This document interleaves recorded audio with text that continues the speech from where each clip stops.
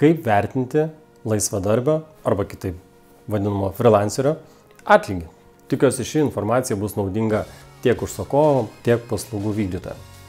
Laisvadarbis arba freelanceris yra žmogus, kuris užsiema amato verslu.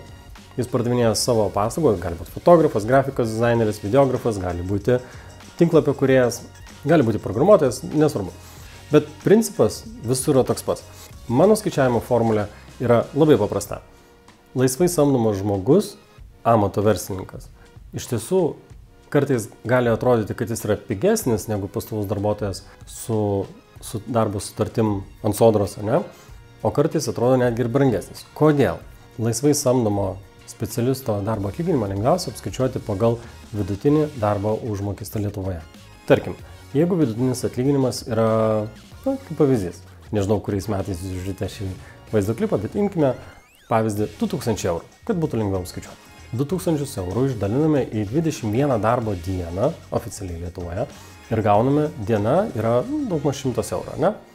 Bet 100 eurų tai yra ta suma, kuris turi gauti į rankas. Tai reiškia, kad mes dar prie to 100 eurų turėtume pridėti visus su to susijusius mokesčius, ar tai būtų individuali veikla, ar verslo liudijimus, ar galbūt jis vykdo veiklą per mažą bendriją, bet, sakykime, grubiai yra apie 50%. Tada pridedame standartinius kaštus, tokius kaip automobilis, įranga, kuras, ar ne, ir kitas galimas išlaidas. Gaunasi dar plus 50%. Tai jau turime arti 200 eurų sumą. Tada pridėkime ir to žmogaus pelno maržą, kuri šiaip visose versluose jį egzistuoja. Gali būti 3%, gali būti 25% ar daugiau. Priklauso nuo kokio tai įmonė, kokią veiklą vykdo, ar tai paslaugą, ar tai produktą pardavinėja. Ir gauname, kad realiai pilna darbo diena, tai yra apie 8 valandos, jo kainuoja apie nuo 200 iki 400 eurų. Paprastai. Bet vėlgi, tas dienos įkainis gali šiek tiek skirtis, priklauso nuo to, kokias jis paslaugas vykdo, nes vieniem paslaugas savo vykdyti užtenka nešiojamo kompiuterio, o kitiem, kaip pavyzdžiui, videografam reikia dar teisis įrangų, kurios vertė gali būti ir 40 000 eurų, ar ne? Duosiu pavyzdį, tarkim, fotografijai. Susideda studijos kaštai, įrangos kaštai, gali prisidėti ir apranga, stilius, ar ne? O videografijoje dažniausiai būna daug apšvietimo, kelios kameros, galingi kompiuteriai, kurie sugeba atlikti postprodukcijos darbus.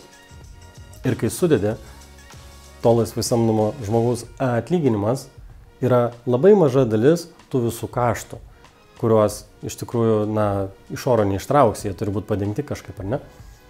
Jau nekalbant, kad yra skirtingų specialistų, skirtingas know-how. Taigi, prieš parduodami paslaugą, būdami laisvai samdomi arba pirkdami paslaugą ir stengdamėsi išgauti kuo geresnį savo kainos pasiūlymą, pagalvokite apie tą principą, kaip jūs norite motyvuoti tą žmogų arba būti motyvuotas, kad jums atliktų darbus už tam tikrą įkainį. Nes pinigai atsiranda ne iš oro.